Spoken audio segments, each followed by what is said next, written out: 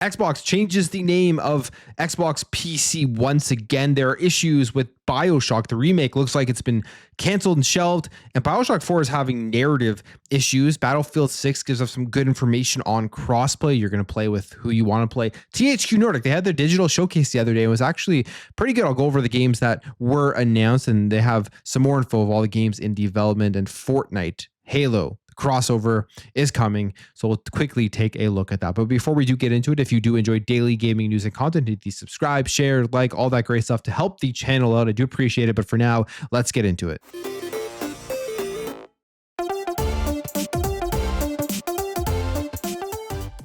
Xbox on PC is what people, I guess, generally always thought about when they were thinking about the Xbox app, getting access to your Xbox stuff on your PC.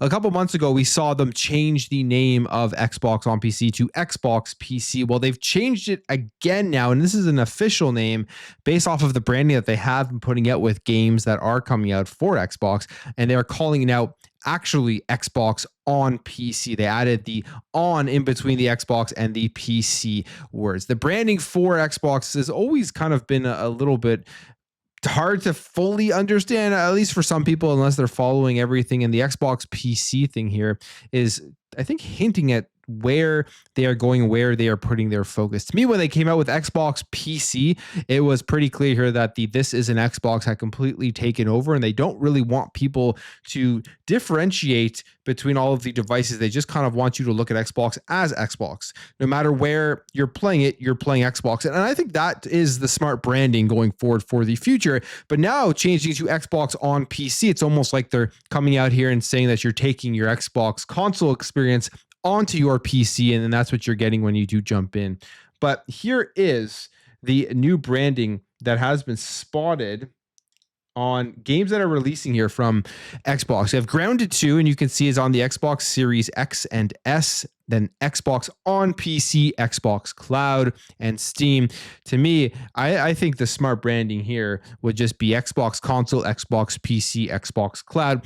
It's just all Xbox, or just Xbox in general, wherever it's available is where you're getting these experiences. And you can see it here as well for Age of Mythology Retold Heavenly Spear. Xbox on PC is there. We go down here into the comments, and first of all, back on June 8th, you did see the Xbox PC branding, so now you're seeing it change here to Xbox on PC. Some comments here saying, oh no, both of them basically don't make any sense, no? And then Tom Warner responds and says, I don't think they make sense right now, but just like the This Is an Xbox didn't make sense straight away, over time it'll make sense with the next gen plans. And that makes sense, that This Is an Xbox for a lot of people, they were up in arms about this entire thing because it had not totally been fleshed out. But I mean, if you've been paying attention to where Xbox was going, the This Is an Xbox campaign, I think, made sense.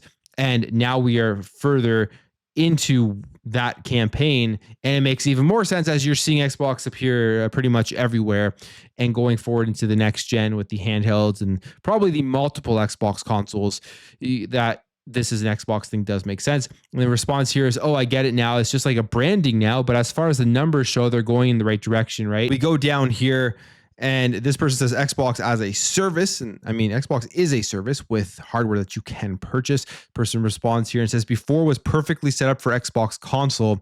That added on now could be to avoid initial confusion.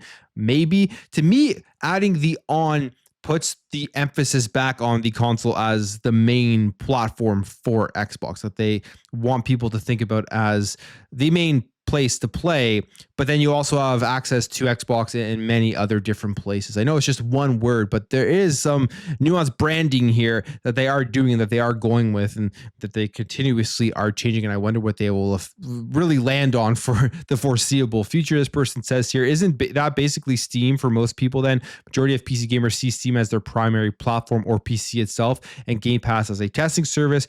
This person also continues here saying, of course, I know it's just Microsoft's uncertainty and upper management, but I am curious if they have any plans. Well, I think the whole goal here, especially with bringing Steam into Xbox on PC, is to kind of mesh those two together, so you don't have to make that choice for where you're buying and playing and accessing most of your PC games. It's all going to be in one place, as we did recently just see an update to the Xbox app where they're bringing in Epic and GOG Steam as well, Battle.net, all in that one place on Xbox. You're going to be getting access to all of your games.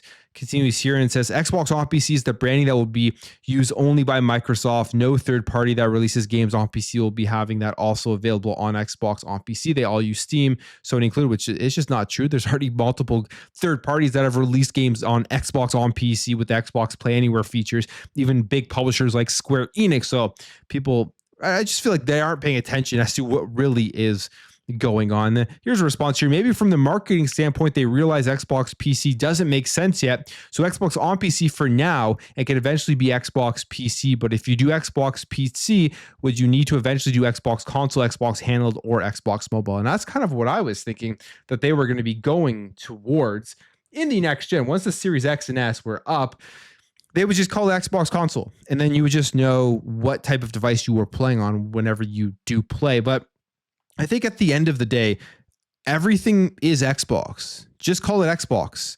People will kind of eventually start to understand where they're accessing their stuff. As of right now, it is still early days, so they do have to differentiate. But if everything is releasing in the next gen on Xbox, and that means PC and the console and the handheld, or wherever there's an Xbox operating system, I think that is the end goal that they are looking for at least people to understand from a marketing perspective.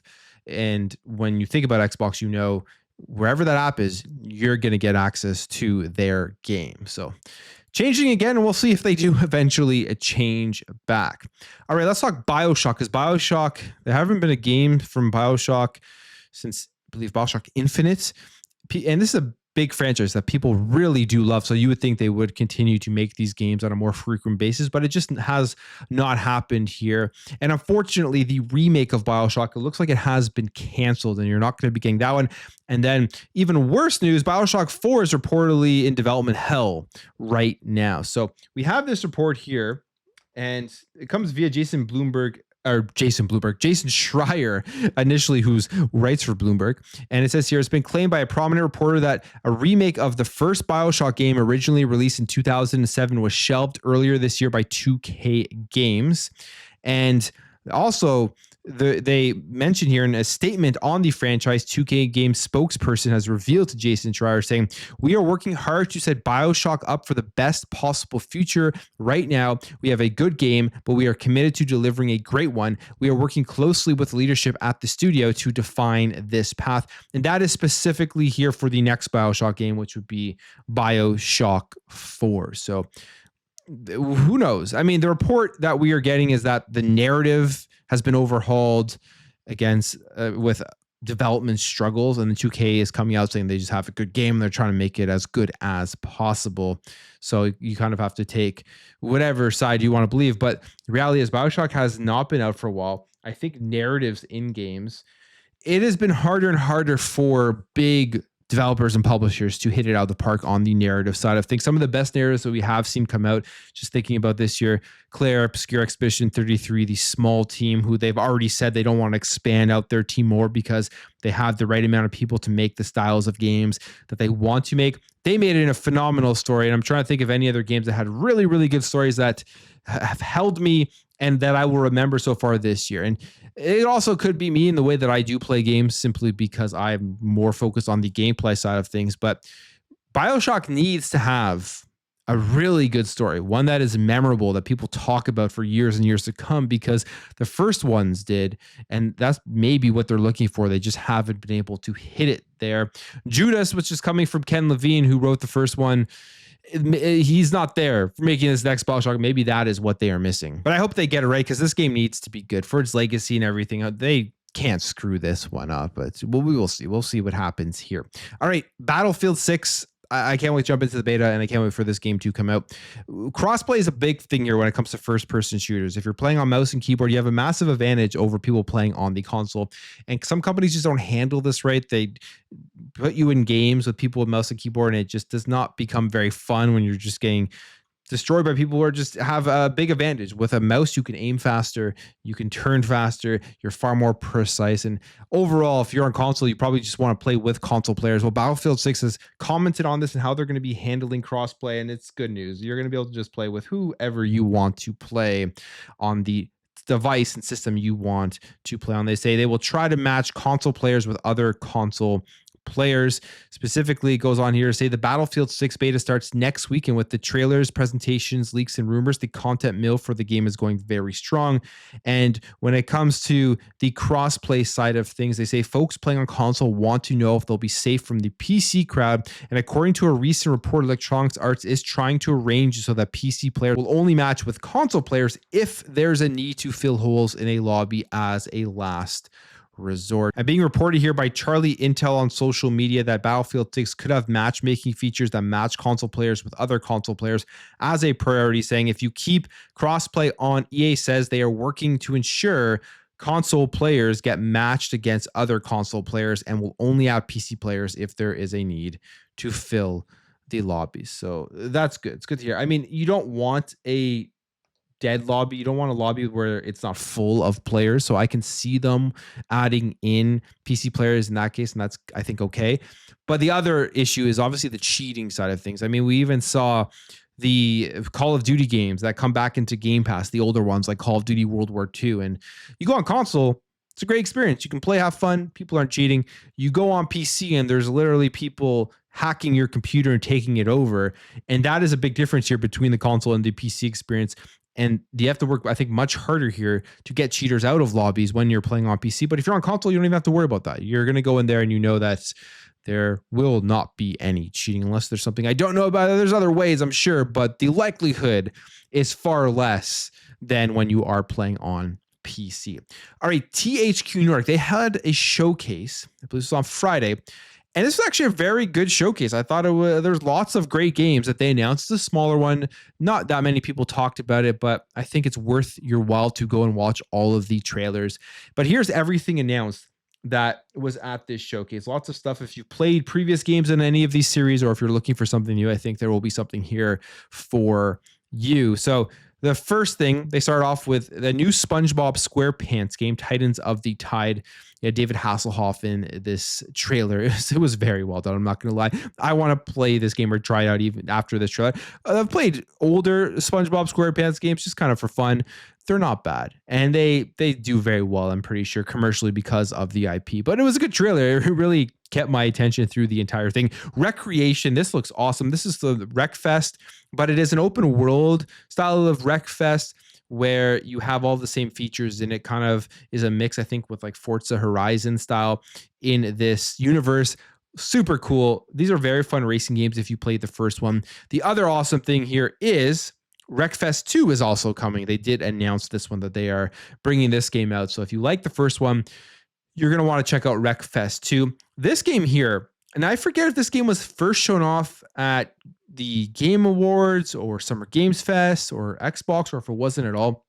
But I feel like I've seen it before and I wasn't that impressed by it. But this is Tides of Tomorrow. After watching the trailer here on the THQ Nordic Showcase, I'm actually extremely interested in this one. It is a choice-based game. You're trying to save the planet.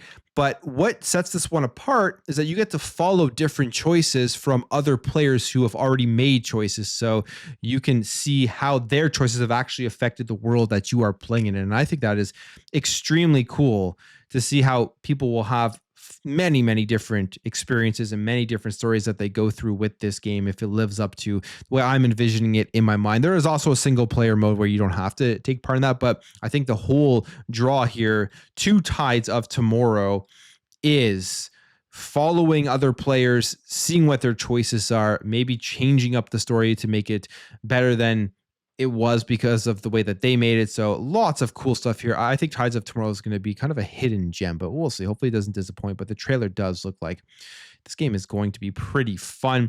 You have Sacred 2 Remaster. So if you ever played Sacred 2, there's a brand new remaster of this, graphics, combat, all that stuff. You're going to be able to jump in and play that. Eternal Life of Goldman. This is another one that I'm extremely interested in, a side-scrolling adventure game with an extremely intriguing story. It's this kid talking to his mom who's narrating, and she's getting very upset based off of stories that she was told that kind of, I guess, ruined her life or something along those lines. But the gameplay itself and the story, it looks very, very cool. I'm actually pretty pumped for this one because I love the unique art style that they do have within this game. Go check this one out. Listen to the trailer.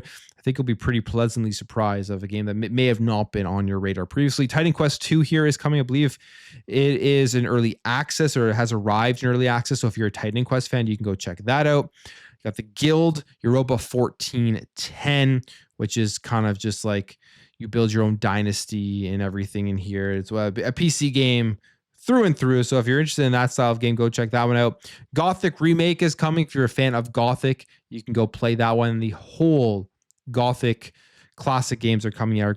Gothic 2 Complete Classic and Gothic 3. Got Reanimal. This one also does look very cool. It really looks like Little Nightmares 1 and 2. They say here, the boat offers little protection from the horrors ahead, but the orphans are in it together, whether they like it or not. Reanimal is the new game by Tarsier Studios, the original creators of Little Nightmares 1 and Little Nightmares 2. It's really in that realm when you can see it. So go check that one out if you're a fan of Little Nightmares. There's a collector's edition coming for that. Got Fate Keeper. This looks like an Elder Scrolls style of RPG, first person with tons of different combat and magic, I believe, all that. So this graphically looks phenomenal. We'll see how it plays out in story. We'll see how it plays out in the world building, but I think this one does look pretty good. And then Darksiders 4 announcement. I'm a fan of this series. Happy it's finally here. I think this is going to be finally kind of the progression in the story from the first one. That's kind of what this trailer does seem like, because they had prequels after the first one. Then they had the Darksiders game, which was the overhead action RPG, which I actually really did like, played through that entire one. But here we have Darksiders 4 coming out. I'm hoping this one does live up to expectations. Hopefully they do not screw it up. So that was the showcase. I thought it was a phenomenal showcase. Pretty much every game there is relatively interesting. And there's games now that I've added to my wish list, games that I've added to my radar that I do want to end up playing. So good showcase. It was only about 37 minutes. It's not that long, but check it out if you're interested in any of those games. And finally, Fortnite and Halo are doing a crossover. So if you're a Fortnite fan, I don't play Fortnite, but for all of those out here who do love Fortnite, they put this out. They say, yeah, we called in the experts for this one. A picture of Spartans. You can see them. They look kind of skinny to me, but is what it is. UNSC Spartans for the victory again in the new battle pass. Get them August 7th. So if you're a Fortnite fan, you love Halo, both are coming together August 7th. You'll be able to play it all. But that's it for me. Hope everyone had a great weekend, or is having a great weekend, because I guess it is Sunday. I will catch you guys tomorrow as usual. Appreciate the support. Thank you for watching, and I'll see you later.